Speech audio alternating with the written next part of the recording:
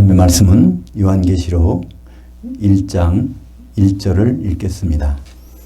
예수 그리스도의 계시라. 이는 그 하나님이 그에게 주사 반드시 속히 일어날 일들을 그의 종들에게 보이시려고 그의 천사를 그의 종 요한에게 보내어 알게 하신 것이라. 거꾸로 보는 요한계시록, 오늘은 1장 첫 번째 시간입니다. 요한계시록은 묵시가 아닌 계시다, 온전한 예언이다라는 제목으로 말씀을 나누겠습니다. 요한계시록을 22장부터 거꾸로 보기 시작했는데 이제 드디어 1장입니다. 1장 1절에 예수 그리스도의 계시라. 그래서 계시는 묵시가 아닙니다. 어떤 데서는 요한 묵시록이라고, 가톨릭에서는 묵시록이라고 번역하기도 하는데, 묵시와 계시는 천지차이입니다. 묵시는 해석이 필요한 거예요. 계시는 해석이 필요 없는 것입니다. 다 열어놨는데 어디서 해석이 필요하겠어요? 해석이 필요하다면 잘 제대로 안 열어놓으시는 거니까 주님이 뭔가 좀 부족한 것이죠. 근데 주님이 부족할 리가 없습니다. 완전히 열어놓은 거예요. 요한계시록 어딘가에는 다 답이 있습니다. 그래서 요한계시록은 아포칼립시스, 그러니까 아포는 떼어낸다, 칼립시스는 휘장이라는 뜻입니다. 그러니까 커튼을 떼어내서 이제 보게 한 것입니다.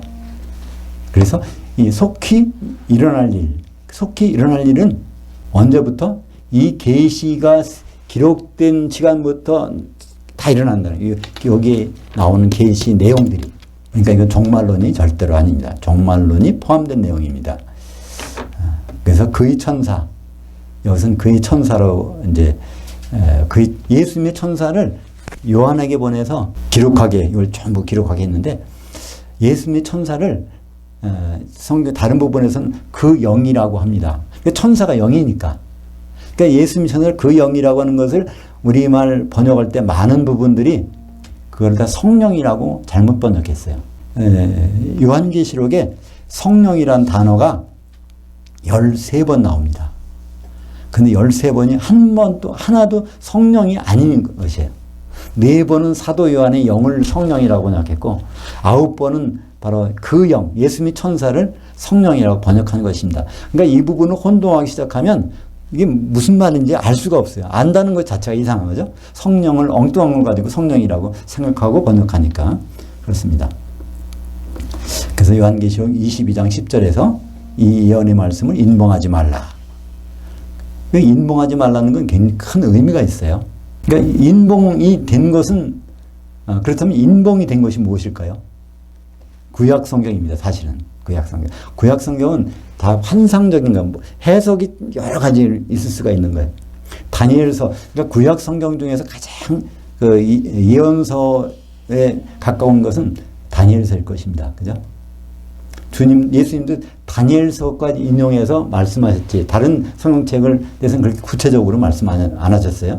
다니엘이 말한 바 멸망이 가증한 것이 거룩한 것 선 것을 보거든 깨달을진저 하면서 다니엘서의 예언을 가지고 말씀하셨는데, 다니엘서가 사실은 12장 9절에 보면 이거를 인봉하라, 봉함하라 그랬습니다. 그러니까 우리는 다니엘서를 하나님이 봉함시키신 것을 우리가 읽는다면 그 이상한 일이죠. 다니엘서는 우리가 이해할 수 없는 것입니다. 언제까지요? 마지막 때까지 그랬어요. 마지막 때 요한계시록이 나온 거 보면은 다니엘서가 자연히 이해가 됩니다. 고린도전서 13장 9절과 10절을 보면 우리는 부분적으로 알고 부분적으로 예언하니 온전한 것이 올 때는 부분적으로 하던 것이 별이라. 여기 고린도전서 13장은 무슨 장이라고 그러죠? 사랑장이라고 합니다. 그죠? 그러면서 이제 그때는 우리는 지금 다 부분적으로 알고 부분적으로 예언하고 방언하고 하는데, 이거는 지금은 할 수 없이 이거 하지만 하나님의 뜻을 알기 위해서 사도들이 글이 완성이 안 됐기 때문에, 그러니까 그때 사람들, 어떤 사람을 통해 은사를 받은 사람을 통해서 하나님의 뜻을 알고 그걸 전달하기 위해서 예언과 방언과 그 지식들이 나오는데, 이게 부분적으로 하고 있는 거라는 것이죠. 근데 고린도전서 3장 10절에 보면 온전한 것이 올 때에는, 이 온전한 것은 예수님이 아닙니다. 온전한 것은 중성명사예요. 앞에 것들을 얘기합니다. 부분적인 것을 대체한 온전한 것. 그러니까 부분적인 예언을 대체한 온전한 예언. 그것이 올 때는 부분적으로 하던 것이 폐하리라. 그러면 이 요한계시록이 온 다음에는 내가 주님한테 예언 받았는데 뭐 받았는데 사람들 그 받은 거요. 그 내용이 요한계시록과 일치되지 않는다면 그거 다 거짓 예언이고 거짓 방언입니다. 그건 절대로 그런 것이 아니죠. 그래서 이 요한계시록은 다른 말로 이것이 온전한 예언입니다. 사도 바울이 얘기한 것처럼 그 온전한 것이 오면은 이렇게 지금 부분적으로 하고 있는 것들은 필요 없어. 그러니까 그것이 나쁘다는 얘기가 아니라 정확한 것을 갖고 봤는데 뭐 현미경 가지고 봤는데 그 전에 나쁜 눈으로 본 거 가지고 그건 안 된다는 것입니다. 그러니까 정확한 것이 왔기 때문에. 그래서 요한계시록 22장 16절 보면 다시 요한계시록 1장 1절의 내용이 뭔지를 알 수 있습니다. 수신자가 누구라는 걸 보여주죠. 22장 16절에 나 예수는 그 교회들을 위하여 내 천사를 보내어 이것들을 너에게 증언하게 하였노라. 그러니까 수신자는 교회들이고 교회에 있는 성도들입니다. 그러니까 성도들이 이거를 안 보면 되겠습니까? 예수님 무시하는 거죠. 그죠? 하나의 초청장을 줬는데 교회의 성도들에게 줬는데 그건 뭐 집어치우고 구약 성경 가지고 열심히 뭐 지킨다면 그건 참 예수님이 한탄하실 노릇이죠. 2절에 보니까 요한은 하나님의 그 말씀과 그리스도의 증거를 곧 자기가 본 것들을 증언하였느니라. 이게 사도 요한은 증언하였다. 이게 부정과거예요. 과거에 나는 예수님 하나님 그 말씀과 예수님에 대해서 다 기록을 남겼다는 거예요. 그게 무슨 거죠? 어떤 것이죠? 요한복음이죠. 요한복음과 요한일서. 근데 그 요한 서신들을 가리키고 있습니다. 요한 서신들에서 예수님을 뭐라고 증언했습니까? 한마디로 독생자라고 증언했죠. 요한복음 1장 14절에 18절에 3장 16절 18절 요한일서 4장 9절에 예수님을 모노게네스 예수님은 모노게네스다. 게네스 그 출신인데 하나님으로부터 하나밖에 안 나왔어. 아들 여럿이 아니야. 외아들이야. 그 외아들까지 주셨으니 하나님의 사랑이 아가페 사랑이 아니냐.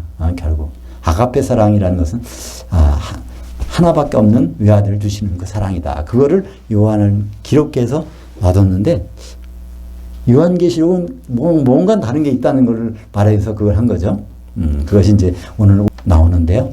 맏아들이라는 것을 증언하는 것이 요한계시록입니다. 요한복음에 보면 몇 차례 거쳐서 그는 내가 증언한 것이다. 그런 얘기가 나옵니다. 그것이 2절에 나오는 다 증언하였노라. 그런 말씀하고 있죠. 그 다음에 3절에 보니까 요한계시록 우리는 왜 읽어야 되는가? 나옵니다. 그죠? 이것은 읽는 자와 듣는 자들과 그 가운데 기록한 것을 다 지키는 자들은 복이 있나니 그때가 가까움이라. 복 받으라고 주신 거예요. 이 복은 특별한 복이죠.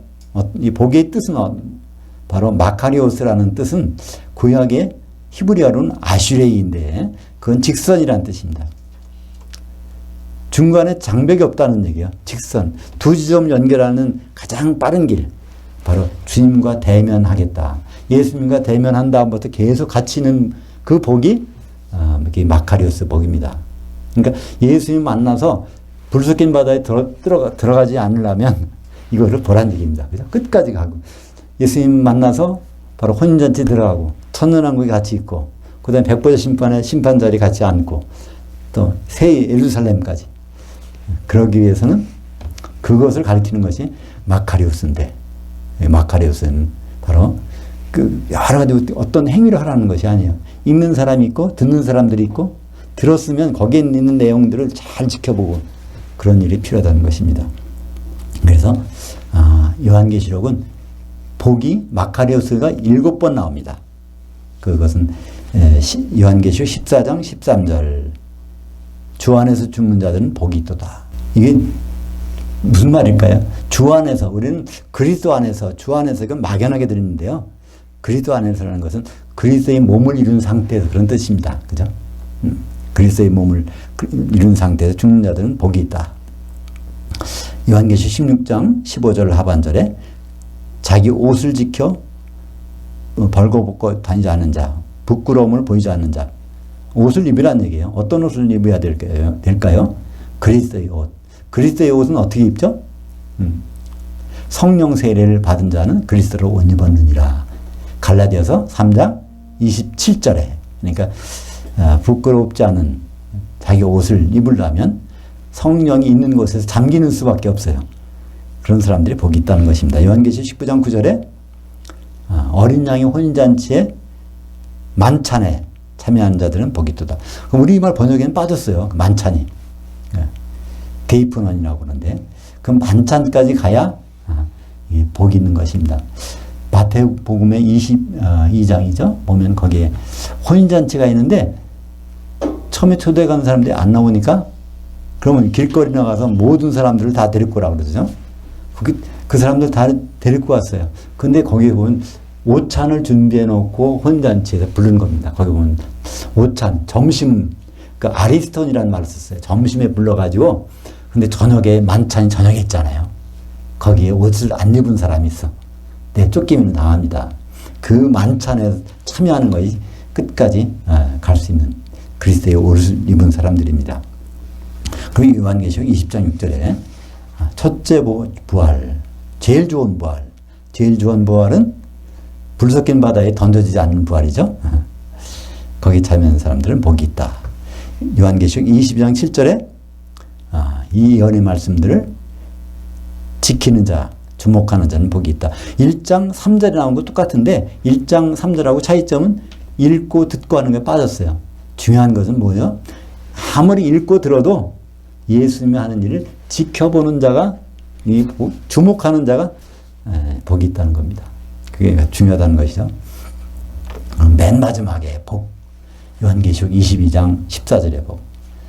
짐승이 표를 받고 하나님께 나쁜 짓 하고 뭐 그렇게 했어도 결국에 가서 두루마기를 빠는 자, 예수의 피에 그걸 빠는 자들은 복이 있다는 겁니다. 우리의 죄보다는 하나님 예수님의 보혈 피가 더 값지다는 거예요. 아무리 우리 죄가 무거워도 더 그거보다 더 그분의 은혜가 넘친다는 것을 나타내고 있습니다. 요한계시록 1장 4절 요한은 그 아시아에 있는 7교회들에게 편지하노니 이때도 계시고 전에도 계셨고 장차 오실 이와 그 앞에 있는 그 보좌 앞에 있는 7 영들과 여기 보면 아시아가 갑자기 나와요. 아시아에 있는 7교회라고 나오는데요. 여기 아시아가 등장하는 이유는 창세기 가면은 창세기 9장 27절에 셈의 장막에 하나님은 계시겠다. 하나님이 처소는 셈의 장막에 계시겠다는 겁니다. 야벳을 창대케 하시지만 하나님은 셈의 장막에 가신다. 야벳을 창대케 했는 판을 벌여놨는데 야벳 족속 중에 거기에 야벳의 큰아들인 고멜이 어디가 있어요? 터키에 이제 정착을 합니다. 터키 땅에 누가 들어갑니까? 셈의 네 번째 아들인 룻이 거기 터키 땅에 들어가서 삽니다. 터키 서해안에. 그래서 그 이름을 루디아라는 이름이 되어 있는데 루디아는 헬라식으로 하면 아시아가 됩니다. 아시아라는 뜻은 해 뜨는 곳. 헬라, 그리스에서 보면 터키 서해안에 해 뜨는 곳이잖아요. 그래서 그 아시아의 7개, 그러니까 그 땅이 루디아의 땅이니까 셈의 장막입니다. 그러니까 바로 셈의 장막에 거하시는 하나님을 설명하게 해서 그래서 거기 7교회는 거기에 있어야 돼요. 예루살렘에 있어도 안 되고 로마에 있어도 안 되고 하나님이 미리 노아를 통해서 약속해 둔 장소니까 그래서 요한계시록에서 창세기에 약속하셨던 하나님을 우리는 발견합니다. 하나님 왜 셈의 장막에 거하신다고 하실까? 야벳을 창대하신 다음에 셈의 장막에 거하실까? 바로 이 터키 서해안을 지목하고 있습니다. 그 다음에 그 7영이라는 것은 보통 주석책에는 성령이라고 적혔는데요. 그렇지 않습니다. 복수입니다. 7영들. 그러면 영이라는 건 뭘까요? 히브리서 1장 14절에 영은 천사들이라고 했습니다. 7 천사들입니다. 보좌 앞에 7 천사들. 이 사람들은 무슨 사명을 받았어요? 하나님 보좌 앞에 7 천사들이 있는데 대기하고 있다가 거기서 파송을 받아요. 각 교회마다. 에베소, 서머나, 보가모, 두아디라, 사대, 빌라델비아, 라우디게아. 그거 퍼져서 바로 요한의 편지를 받아서 그 교회에다 전달하는 그 역할을 합니다. 그래서 7 영들, 7 천사들 거기 나오고 있습니다. 그래서 사도행전 16장 14절에 보면 두아디라 성에 거하는 루디아라는 여자가 이제 유럽으로 잠깐 출장을 왔는지 이민을 왔는지 모르겠지만 유럽으로 왔어요. 터키의 두아디라 성에서. 근데 두아디라는 어딨냐면 루디아 지방에 있는 겁니다. 그래서 이 루디아라는 여인은 이름이라기보다는 루디아 출신 여자. 그러니까 우리도 그런 말 있잖아요. 전주에서 또 올라온 여자가 어떤 일을 한다. 전주댁이라고 불러죠. 그죠? 춘천에서 춘천댁이라고. 그런 식으로 루디아, 저 여자 루디아 출신이야. 그래서 그냥 루디아 이름이 돼버린 것 같아요. 그죠? 것처럼, 여기 루디아와 두아디라 성, 그 지역의 위치를 우리는 알 수가 있는 것입니다. 5절에 아주 중요한 말씀이 나와요. 믿음의 증인으로 죽은 자들 가운데서 부활하여 맏아들이 되시고 땅의 왕들의 머리가 되신 예수 그리스도. 여기에 충성된이라는 말인데 번역했는데 충성이 아닙니다. 충성은 어떤 일을 열심히 하는 거잖아요. 그 얘기가 아니라 믿음이란 단어입니다. 형용사로 썼어요. 여기서는 믿음이 피스티스인데 여기서 형용사로 써서 피스토스라는 형용사로 쓴 것입니다. 그러니까 믿음의 증인이라는 것은 무엇일까요? 믿음의 목격자, 믿음을 실제적으로 확실히 증명해 주는 사람이라는 뜻입니다. 예수님을 한마디로 요한계시록에서는 믿음의 증인이라고 했어요. 믿음이란 뜻이 뭘까요? 그러니까 하나님의 말씀에 설득당하는 것인데 언제 설득당하셨는가요? 예수님이? 네, 창세기 3장 22절에 바로 아담과 같이 우리 중 하나가 선과 악을 경험해야 되겠다 하는데 그래서 선과 악을 경험하려면 사람이 육체를 가지고 오실 수밖에 없잖아요. 하나님은 못 죽으시니까. 그래서 그거를 설득당하셔서 죽음과 부활을 경험하시고 이제 다시 원위치하신 예수님을 가리키고 계십니다. 그래서 히브리서에서는요. 히브리서 2장에 거기 믿음의 창시자여 곧 믿음의 종결자이신 예수를 바라보자. 그러니까 믿음은 예수님을 떠나서는 그건 말이 안 되는 거예요. 우리 인간의 믿음이 아무리 좋다고 해도요. 다윗의 믿음이 좋다고 해도 그건 며칠 못 갑니다. 아브라함도 마찬가지예요. 그건 바로 예수님의 믿음이 바로 시작부터 끝까지 그 믿음이 최고의 믿음이라는 것을 우리에게 알려주고 있습니다. 그리고 죽을 때는 독생자로 죽으셨는데 부활하실 때는 바로 맏아들로 부활하시는 분. 그러니까 요한이 나는 예수님에 대해서 다 증언했어. 결국 한 단어로 말하면 예수님은 독생자이셨어. 하나님의 사랑을 나타냈어. 이렇게 했는데 또 증언할 게 나왔다는 거예요. 요한계시록에서. 그분은 죽으셨다고 부활할 때는 바로 맏아들로.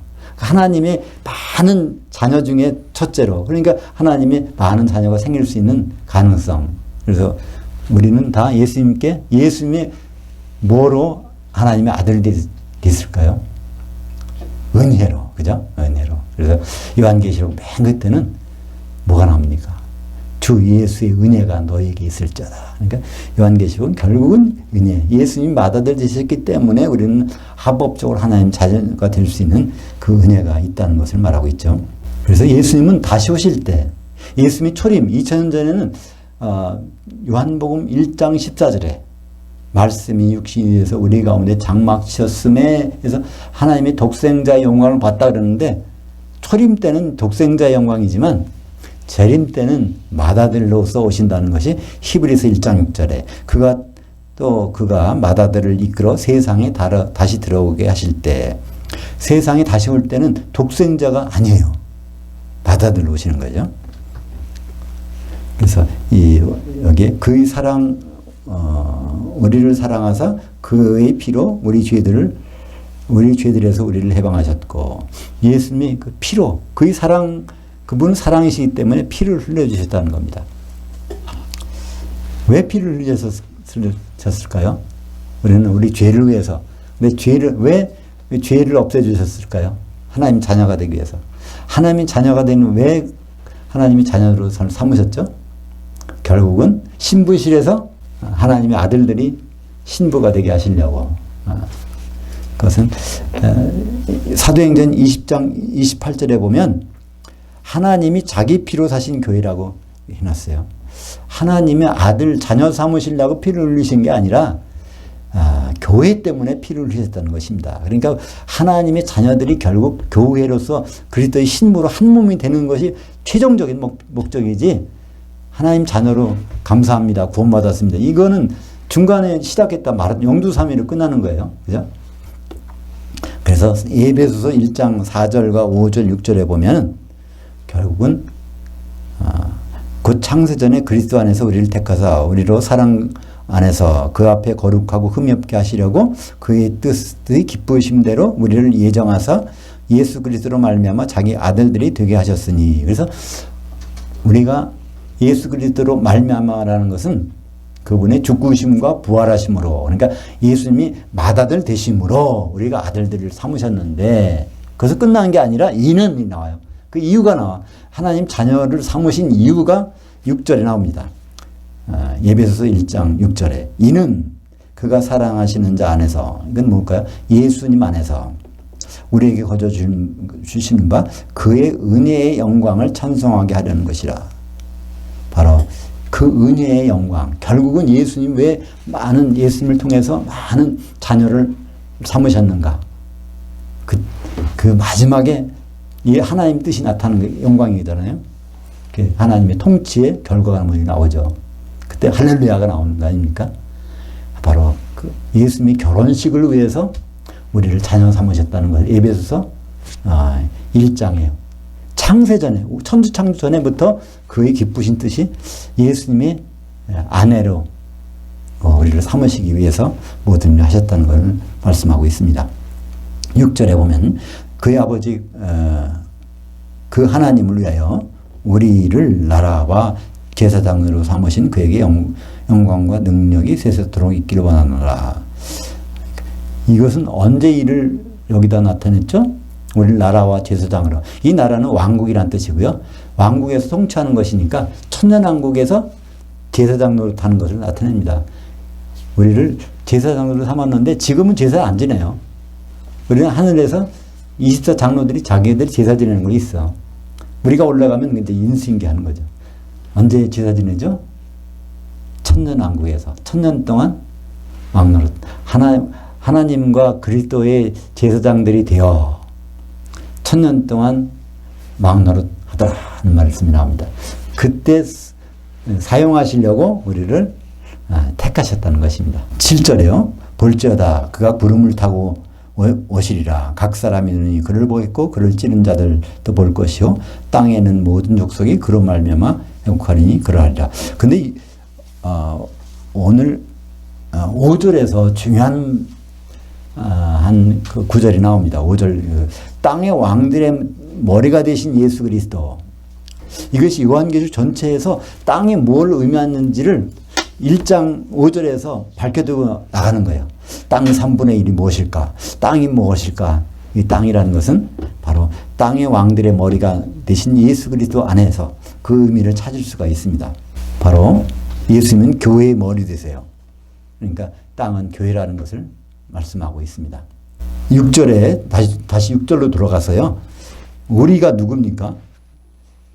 우리가 그 나라에서 왕으로 되려면은 그거는 이기는 자가 돼야 되겠죠? 요한계시록에서 나오는 이기는 자. 왜냐하면 요한계시록 2장 26절에 이기는 자가 만국을 다스리는 권세를 주신다고 했으니까 천년왕국에서 왕노릇하는 권세가 이기는 자에게 주어집니다. 그래서 여기에 우리를 결국 이기는 자로 삼으셔서 천년왕국의 통치자들로 삼으실 그분에게 영광과 능력이 세세토록 있기를 원하노라. 그래서 요한계시록 20장 6절에 있죠. 이 첫째 부활에 참여하는 자들은 복이 있고 거룩하도다. 둘째 사망이 그들을 다스리는 권세가 없고 도리어 그들이 하나님과 그리스도의 제사장들이 되어 천년 동안 그리스도와 더불어 왕노릇하리라. 그러니까 성경에는 천년왕국이라는 단어는 없어요. 근데 천년 동안 왕노릇하는 나라가 무슨 나라죠? 천년왕국이라는 나라니까, 그죠? 그리고 여기에 복이 있고 거룩하도다. 거룩하도다라는 단어가 사실은 형용사 하기오스입니다. 성도들은 바로 이 똑같은 단어예요. 하기오스를 명사형으로 쓰면 성도예요. 성도들. 그러니까 형용사를 명사형으로 바꾸면 복수가 되죠. 우리도 영어에도 그런 게 있잖아요. 더 리치 하면 리치맨, 그러니까 더 리치, 그 부자들이잖아요, 그죠? 그래서 하기오스가 다시 말해서 이거를 첫째 부활에 참여하는 자들은 복이 있고 거룩하도다 그런 의미도 있고 복이 있고 성도들이라 복이 있는 성도들이다 그렇게 번역될 수 있습니다. 그리고 7절에 볼지어다 구름 타고 오시리라. 그럼 구름 타고 오시는 분은 우리가 알 수 있죠? 예수님이 어디로 오세요? 어디서 어디로? 셋째 하늘에서 공중으로. 그러니까 여기 빨간 글씨는 원래 성경에 없는 거예요. 그러나 이 성경의 모든 것이 유기적으로 연관되어 있기 때문에 이해를 돕기 위해서 제가 거기다 집어넣습니다. 그죠? 그래서 셋째 하늘에서 공중으로 오시는 장면. 근데 누가 본다고요? 그 찌른 자들이 본다고 되어 있어요. 찌른 자들이 누굽니까? 예수님을 십자가에 달게 한 사람이 누구예요? 누구? 거기서 찔른 사람이 누굽니까? 성경에 보면 그 찌르는 사람이 나와요. 로마 군병 한 사람이 찔렀어요. 군병이 이제 둘인가 왔는데 그 중에 한 사람이 예수님을 찔렀단 말이에요. 그러면 찌른 자들이란 말이 복수가 아닌데 여기 찌른 자들이 복수를 해놨어. 여러 사람 찔렀다는 거예요. 결국은 우리의 죄 때문에 우리가 그분을 찌른 겁니다. 영적인 이스라엘. 유대인, 육적인 이스라엘보다도 의미하는 건 영적인 이스라엘. 그러니까 바로 교회를 사시기 위해서 피를 흘렸으니까 교회의 구성원들이 찔른 거예요. 그러니까 그 교회 사람들이 다 본다는 겁니다. 어디서 볼까요? 공중에 올라가서. 그죠? 그래서 보는 장소는 공중이라는 것을 알 수 있습니다. 땅에 사는 모든 족속, 땅에 있는 모든 족속이라는 것은 교회 성도들이, 교회에 있는 사람들이 공중에 올라가서 보게 된다는 거예요. 그래서 이 천사라는 것은 마태복음 25장 31절에 모든 천사와 같이 올 때 자기 영광이 보좌에 앉으리니. 그래서 예수님은 반드시 모든 천사 한 명도 빼놓지 않고 천사가 남아있는 천사가 없어요. 그 셋째 하늘에는. 더 이상 있을 수가 없죠. 왜 그렇죠? 그때는 하나님 아버지도 거기 안 계셔. 하나님 아버지도 예수님 같이 보시니까. 그래서 거기 남아있는 천사. 당번이 필요 없어요. 그죠? 대기조가 필요 없어. 셋째 하늘에는. 다 내려오니까. 그래서 예수님을 다른 말로 뭐라고 하죠? 예수님이 천사장도 돼요. 우리는 예수님은 천사장이 될까? 근데 성경에 천사장이에요, 예수님은. 왜냐하면 모든 천사를 다 데리고 오려면 천사장이어야 되죠. 그 말이 실제 있어요. 어디 있을까요? 유다서 1장 9절에 천사장 미가엘이 천사장, 성경의 천사장으로 표현된 것은 미가엘 하나밖에 없습니다. 천사장 여러 명 있는 것이 아니에요. 사탄도 옛날에 천사장이었다. 루시엘이었는데 루시퍼가 됐다. 이건 사람들이 꾸며낸 말이지. 가브리엘도 천사장이다. 아닙니다. 천사장은 미가엘 뿐이고 미가엘은 바로 예수님의 다른 이름입니다. 누가 하나님과 같으냐? 그 뜻이 바로 미가엘입니다. 그래서 여기 요한계시록 10장 1절에 내가 보니 힘센 다른 천사가 구름을 입고 내려오시는데, 그래서 예수님이 힘센 천사들이 많이 같이 내려오는데 그 중에 가장 힘이 세. 누구겠어요? 천사장이니까. 그래서 바로 여기 예수님의 내려오시는 재림하신 장면을 설명하고 있습니다. 마지막으로 오늘 8절을 보겠습니다. 주 하나님이 이르시되 나는 알파와 오메가라. 이제도 있고 전에도 있었고 장차 올 자요 전능한 자라 하시더라. 그러니까 예수님이 여기서 이 말씀, 하나님이 이 말씀하세요. 여기서 나는 알파와 오메가. 이게 무슨 뜻일까요? 이 일을 시작했고 이 일을 끝낸다는 뜻이죠.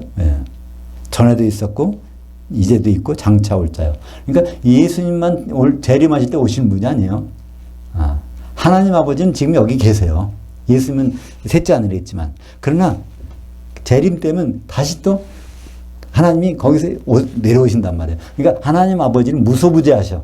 어디나 있어. 그러니까 셋째 안에서 오실 때도 같이 오시고 지금도 여기 계시고.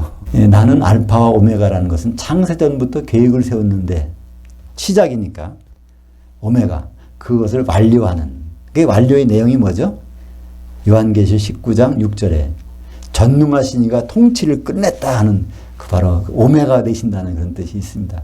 그 어린 양의 혼인을 시작했던 분이 어린 양의 혼인을 끝내셨다는, 그래서 나는 알파와 오메가라는 것을 설명하고 있습니다. 그것이 창세기 2장 24절에 하나님이 이런 말씀하시죠. 이러므로 남자가 부모를 떠나 그의 아내와 합하여 둘이 한 몸을 이룰지로다. 근데 그 원래의 뜻은 한 몸이 이루도록 하고야 말리라는 히브리어 문법상 강력한 의지미랍니다. 그러니까 하나님이 이것을 하고야 말겠다 하는 시작을 여기서 선언하셨어요. 알파란 말이죠. 근데 그 한 몸 되는 거니까 혼인식이잖아요. 어린 양의 혼인식이 이루어지니까 오메가가 되는 것입니다. 그래서 그것이 요한계시록 19장 6절에 거기에 할렐루야. 할렐루야는 요한계시록의 신약성경에서는 요한계시록 19장에만 나옵니다. 할렐루야, 우리 주 그 하나님 그 전능하시니가 통치하셨도다. 우리가 즐거워하고 그 기뻐하며 그에게 영광을 돌리세. 그 어린 양의 혼인이 이르렀고 그 아내가 자신을 준비하였으므로. 그래서 하나님이 처음부터 계획하셨던 것, 알파, 그것이 다 이루어진 것, 오메가, 이게 나옵니다. 근데 요한계시록 22장에 보면 성부 하나님만 이 말씀하시는 것이 아니라 예수님도 이 말씀하세요. 한번 볼까요? 보라, 내가 속히 오리니 내가 줄 상벌이 내게 있어 각 사람에게 그가 행한 대로 갚아주리라. 이건 그리스도의 심판대죠. 나는 이 알파와 오메가야. 처음과 마지막이요 시작과 마침이라. 그러니까 예수님은 뭐죠? 처음부터 시작할 때 예수님은 같이 계셨다는 거야. 성부 같이 계셨는데 잠깐 동안 떨어져 나와서 사람으로 행세하셨어. 근데 결국은 다시 가서 삼위일체 하나님으로 이제 되는. 그래서 예수님은 결국 하나님으로 복귀하셨다는 것을 우리는 여기서 알 수 있습니다. 성부 하나님도 알파와 오메가, 예수님도 알파와 오메가 같은 분인 걸 알 수 있습니다. 기도하겠습니다. 하나님 아버지 감사합니다.